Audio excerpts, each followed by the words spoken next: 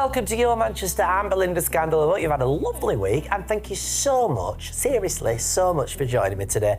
Coming up on today's programme, I'll be chatting to actress, singer and all-round inspiration Cheryl Fergison. Many of you will know her as Heather Trott from EastEnders, there she is.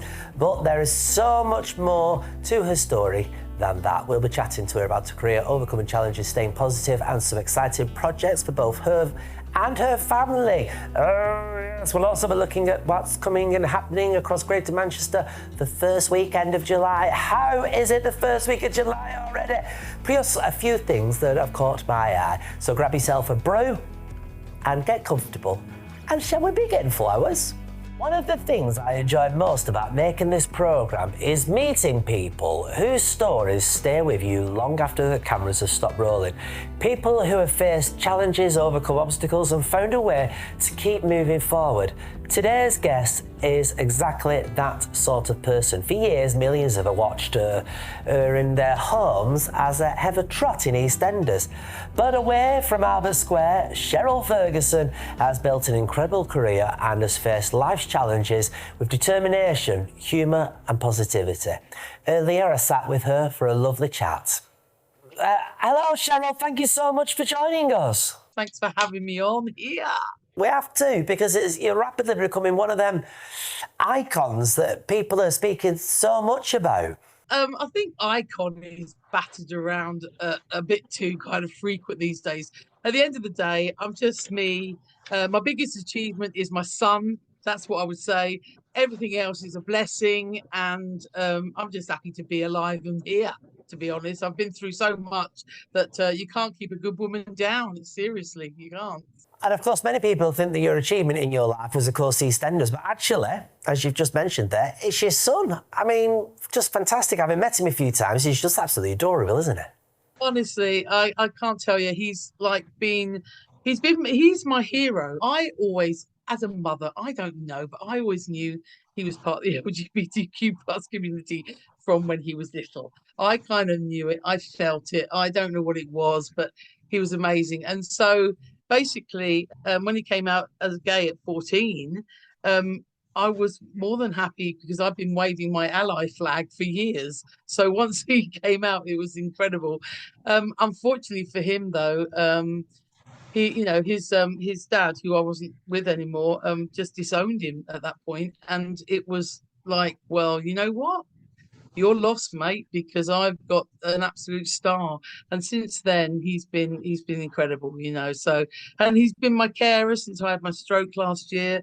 And he comes with me to all my gigs, and he sings with me, and he's an excellent writer, and he's an actor, and we're doing loads of mother and son stuff at the moment. So that's just like a bonus. What can you have working with your son? Is just the most amazing thing. I love it so much, you know. And just a little exclusive. He's getting married next month to his partner, and I'm so excited. It's not traditional as we expect as a wedding. It's going to be their style, their way, and you know, I'm just proud. I'll just be standing there going, "That's my son." Do you know what I mean? I'm so excited. So yeah, good year this year. Good year. And of course, you mentioned good year there. Of course, our minds are instantly taken back to the time where you bumped into in Big Brother the one and only Julie Goodyear. Oh yes. Very good. That was a good link. Yeah, Julie Goodyear. She now she, if you want to use the word iconic, is iconic. And love her at the moment. She's not very well at all, but she was on top form when I was with her in the Big Brother house. I mean, she is a force to be reckoned with, I have to say. I absolutely adored her, and I always have done from the soaps, because obviously Corrie was the original soap. As you know, it's been there for the longest time, and she's somebody I've grown up with on my screen, you know, as a kid. So to actually be in the house with her and just to see her and be part of that, and actually do this task with her. As soon as we went into the house, we were given a task to do. Looks across the road, they look very nice. And these guys don't know the history, okay? They don't know the history, all right? No, you are. You're giving me looks from across the way, and I don't like it very much. And you know the situation, and you know what you've done. Cheryl, I haven't done. No, but you can't even. No, you have. You keep looking at people across the way. Don't be ridiculous. You do. You keep giving me the evils across the way. Don't Don't talk stupid. The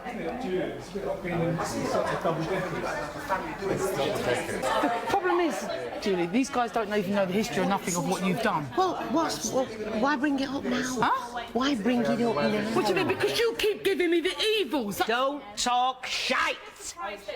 Now leave it. All right? Don't, please, seriously, don't. Just leave it, no, Cheryl. I knew there was going to be a problem as soon as you come in. I knew there was, B. For God's No, sake. seriously.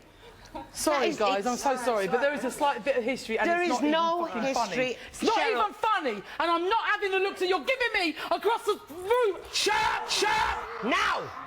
No, chill, come on, man. First day, man. Leave it! It was incredible. And so we've become kind of like sort of friends from that task, I suppose, onwards. Do you know what I mean, really? And it was kind of okay, because it didn't matter who came in the house. We'd had that bond from the very beginning. And you've not been well yourself, have you, recently? I mean, you were quite ill last year. Tell us all about that. Yeah, I had a stroke. Well, it was weird. 2025 was a year I had a stroke.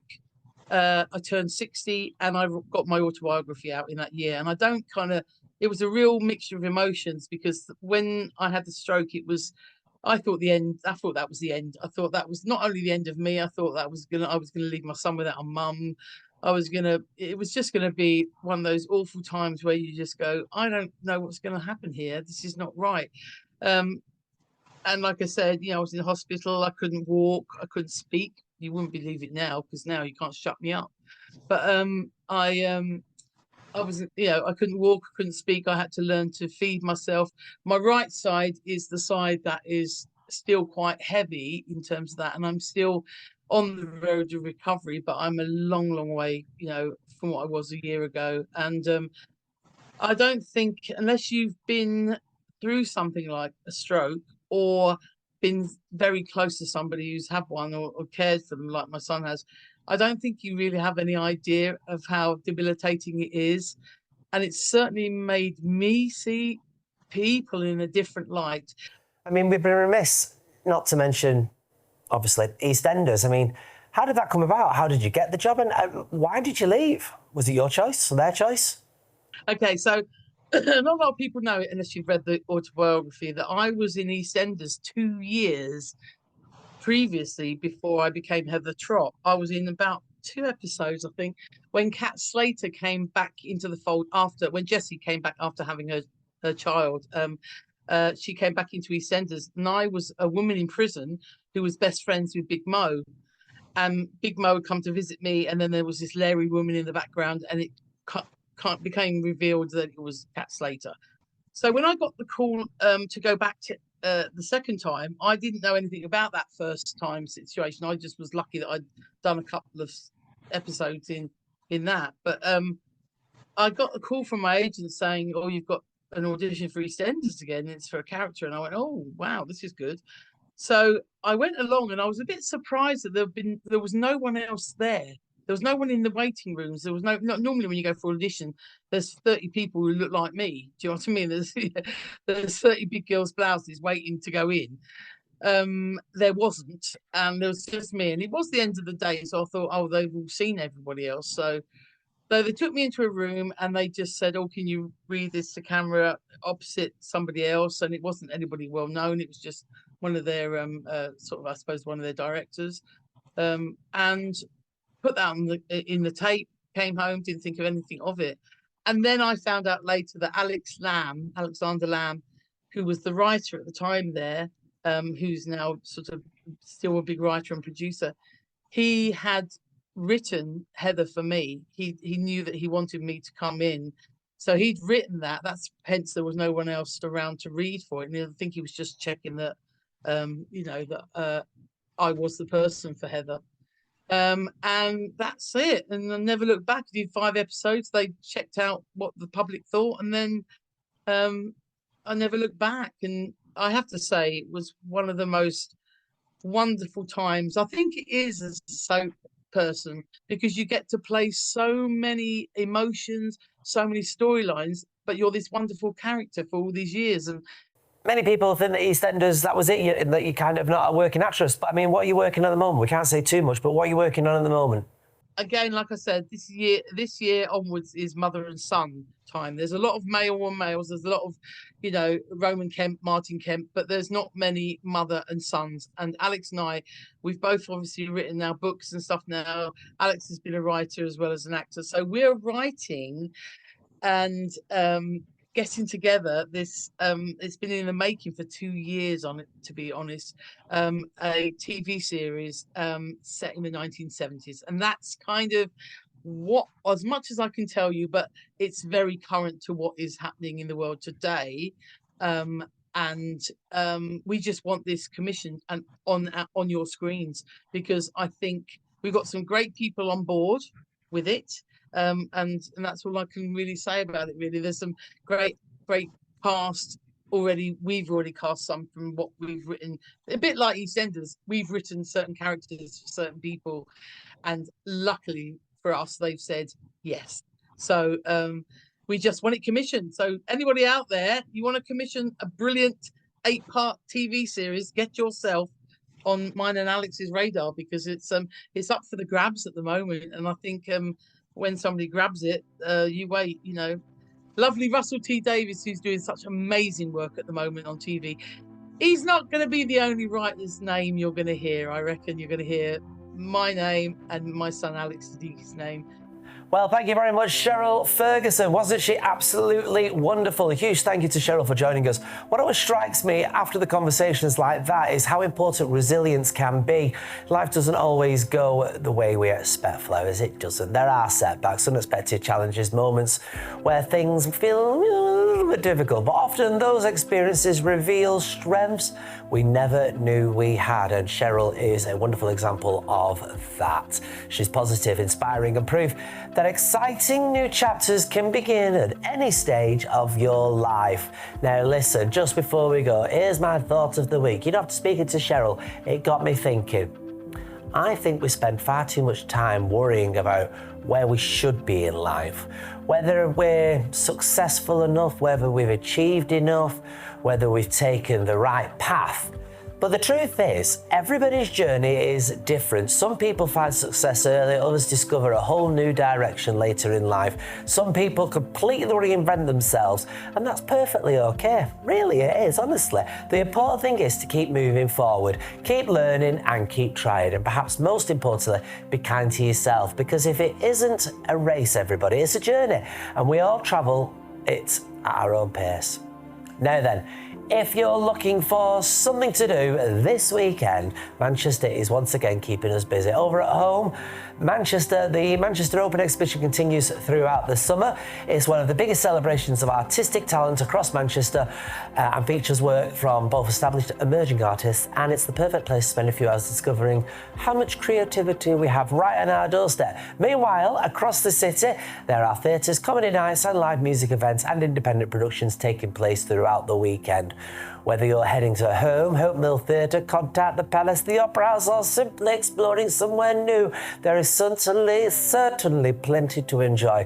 And if you're anything like me, sometimes the best days are the ones where we don't have a plan at all and simply see where Manchester takes you. And just while we're on that, speaking about films, everybody, a few things have caught my attention this week. Film fans are already talking about Odyssey. Yes, it's still a few days off, but there's plenty of excitement surrounding the cast, the scale of production, and whether it could become one of the biggest cinema events in years. It's certainly got people talking. Meanwhile, Disney's live-action version of Moana is continuing to generate a lot of discussion. Yes, the original became one of those films that families watched over and over again, and music was fantastic. The characters were unforgettable, and now everybody's wondering whether the live-action version can capture the same magic. I suspect plenty of families will be making up their own minds when it arrives over the next few weeks. Then finally, because not every conversation has to involve Hollywood, apparently this is the time of year where many gardeners turn their attention to their roses. I'll be turning my attention to my bushes, everybody, I will. Now, I'm not the only one pretending to be Monty Don, far from it, but if you're lucky enough to have roses in your garden, where there's a rose there's a thorn, and where there's a thorn there's always a prick, now is a good time to remove old blooms, keep them watered during the warmer weather, and generally help them look their best throughout summer. You see, 1 minute we're talking blockbuster movies, the next minute we're talking rose bushes, and somehow that feels perfectly normal to me. It does. But before we go, let's end with something positive. Every day across Greater Manchester, there are people helping neighbours, supporting charities, volunteering in the communities and making a difference without expecting anything in return. They might never make the headlines, but they help make people and Manchester the beautiful, wonderful place that it is, and it's always worth celebrating. Now then, flowers, that's it for this week's edition of Your Manchester. My thanks once again to Cheryl Fergison for being my guest this show. Don't forget to like, subscribe and follow us across social media. And if you've got a story event or community event you'd like us to feature, we'd love to hear from you. Until next time, though, flowers, thanks for watching this week's episode of Your Manchester.